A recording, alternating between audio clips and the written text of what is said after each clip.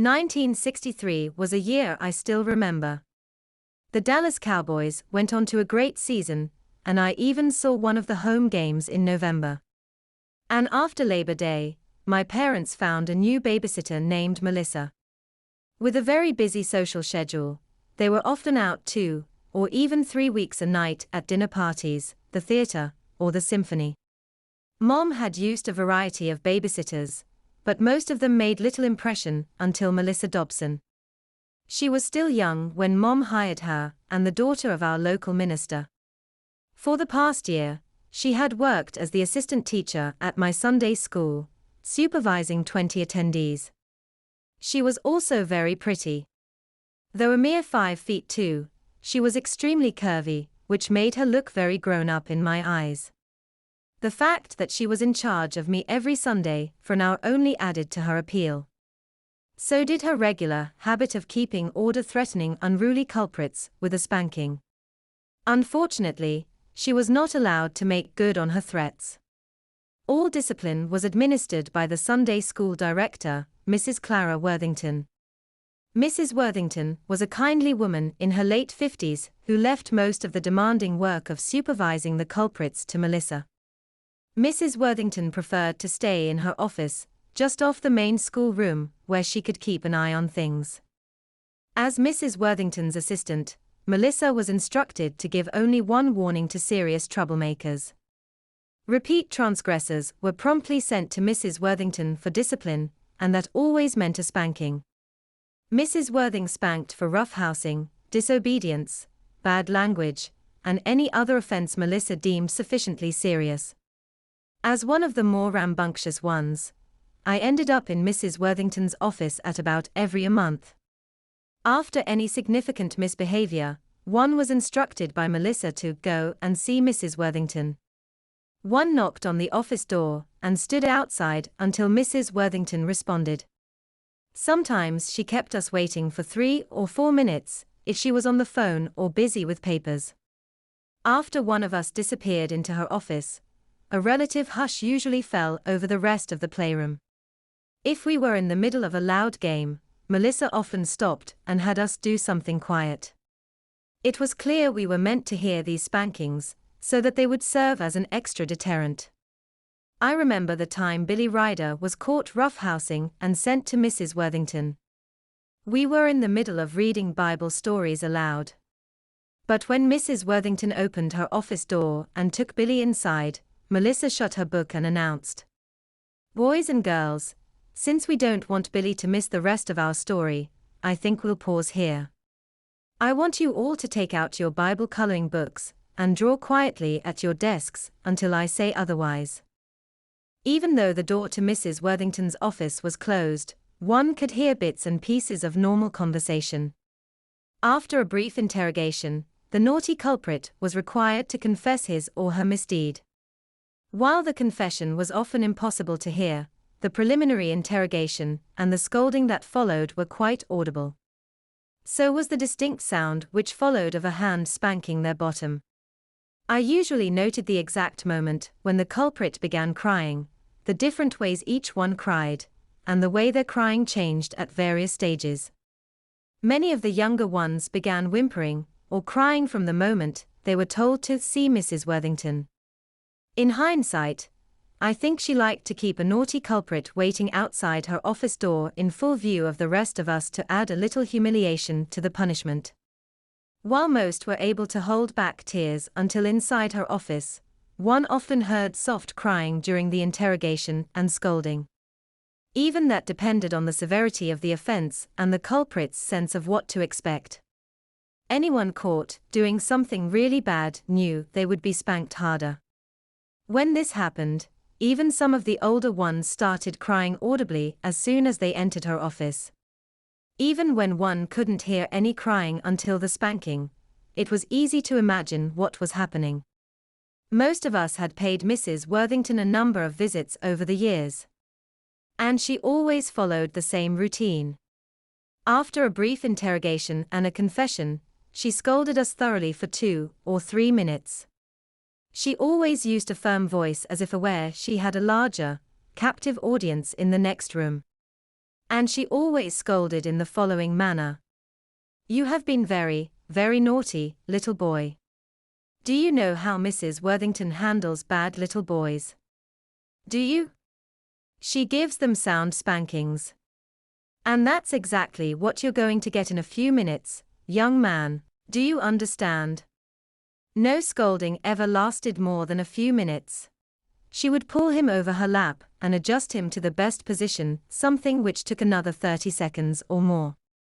Since we couldn't see what was happening out in the playroom, we listened for clues. Each whimper, each little protest, each quiet plea for mercy helped paint a more detailed picture. When I was sent to Mrs. Worthington, I usually started crying unless I had done something extra naughty that day. I had the same response when spanked by other women such as my mom or Mrs. Bailey, the nurse who handled all spankings at our school. I felt an extra surge of juvenile helplessness and dependency, as if I was still a toddler. Each spanking invariably triggered memories of much earlier punishments. Yet even while I felt terribly apprehensive, I also felt strangely safe and in an equally infantile way. With my feet waving in the air, my head near the floor, and all too vulnerable, I felt like I had given up control of my body to the very capable hands of an older, maternal figure who was about to teach me a lesson I had earned.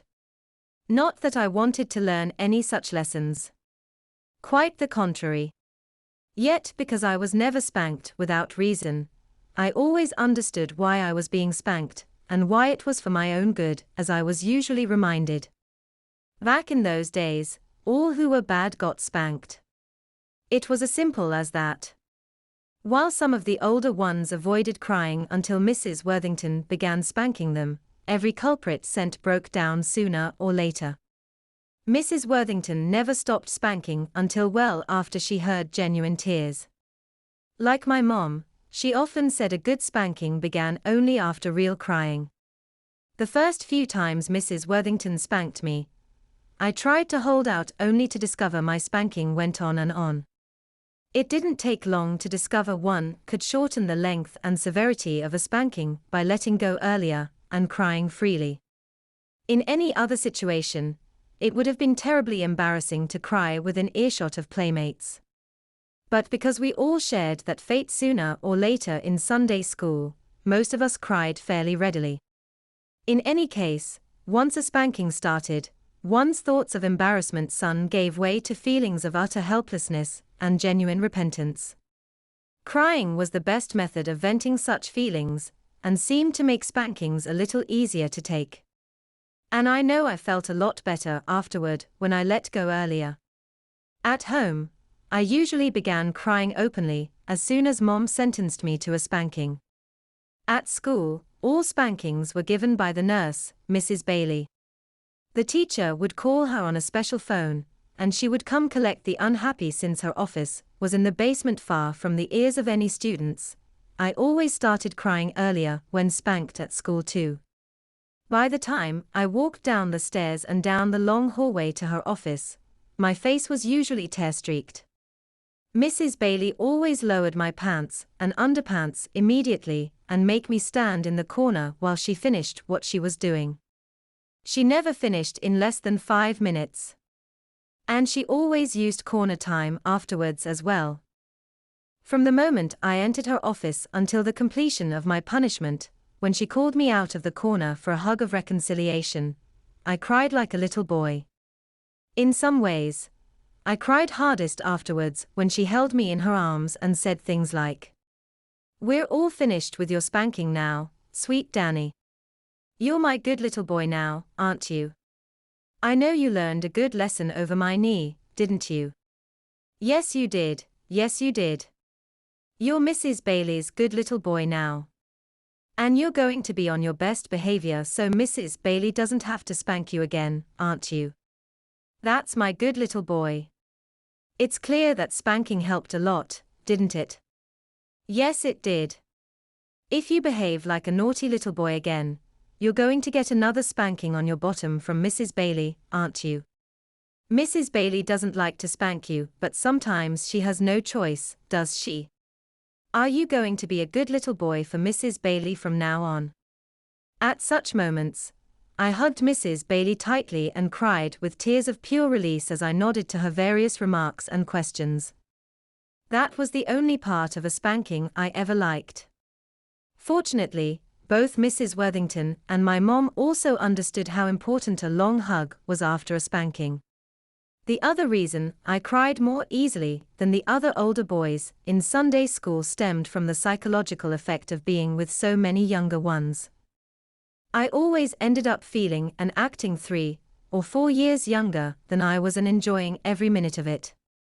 I threw spitballs, played tickling games, passed mischievous notes, drew dirty pictures, tripped unsuspecting playmates, and, in short, joined in a full range of innocent mischief. As I had no siblings, I suppose I took advantage of Sunday school and regressed a little. It was a chance to behave like a real kid, without any serious consequences, other than an occasional sore bottom. We were even dressed like little ones in Sunday school, the boys in shorts and bobby socks, the girls in white or pink blouses with little jumpers. Given this isolated, juvenile environment, it was easier to accept the punishment of a spanking which others could hear. Indeed, the semi-public spankings added greatly to the atmosphere, and made me feel and act even more like a little boy. No wonder I cried like one when spanked. My only real complaint about Sunday school was that Mrs. Worthington's pretty young assistant, Melissa, didn't handle the discipline. As excited as I was when a culprit disappeared into Mrs. Worthington's office, there was a world of difference between the older woman and the beautiful Melissa. From the moment Say was hired, soon after I turned 9, such thoughts became my constant preoccupation, especially since I developed an immediate crush on her.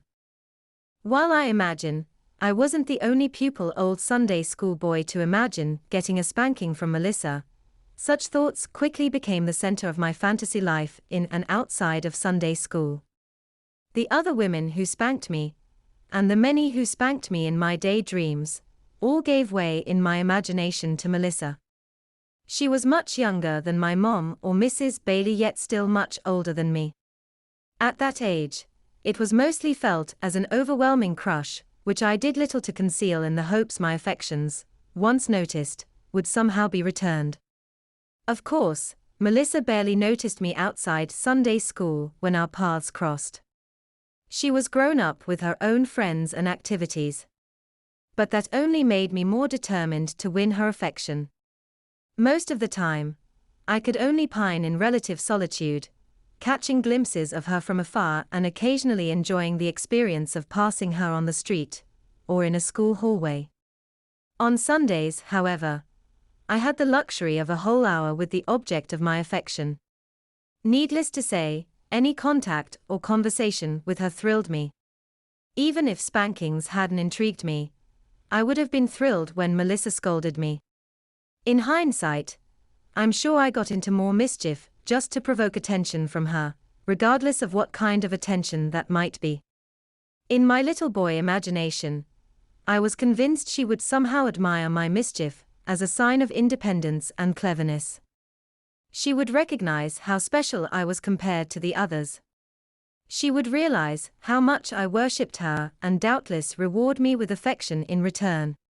Such are the hopes and dreams of a male pupil with a big crush on a pretty older pupil at a time when Kate and age difference is both a huge chasm and a distance one imagines one can somehow cross.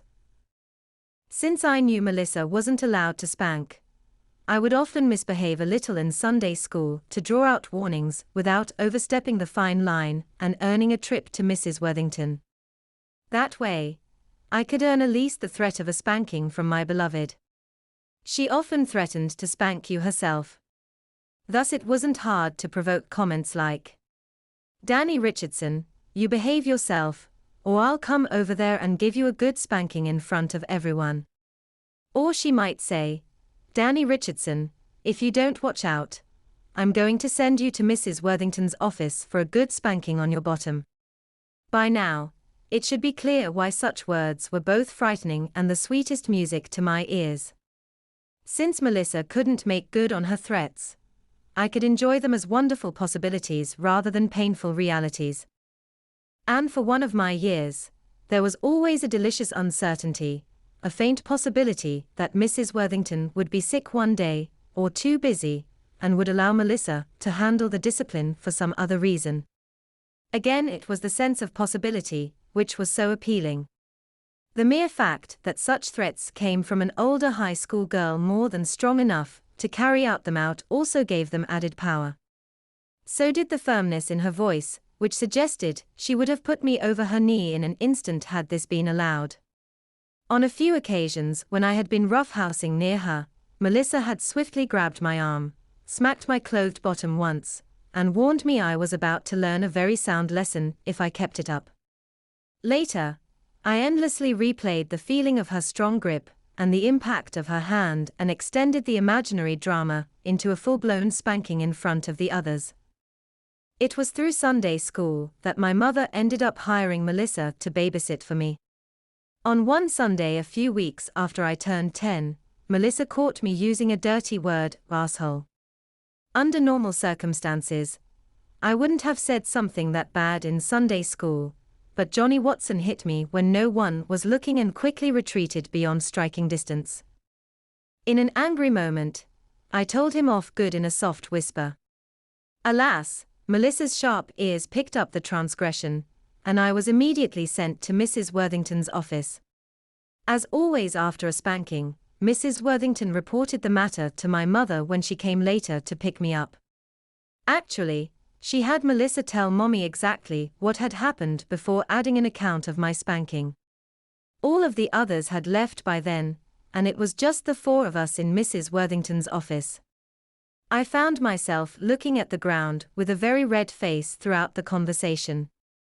After listening to Melissa and Mrs. Worthington, Mommy said, "I want to thank both of you for responding so promptly to this kind of behavior, which Danny knows is completely unacceptable.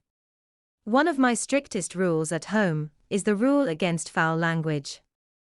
It's even more serious to use such language in church. Danny is going to get another sound spanking on his bottom as soon as he gets home. Do you understand me, young man? You promised me last month you wouldn't use bad language again, didn't you?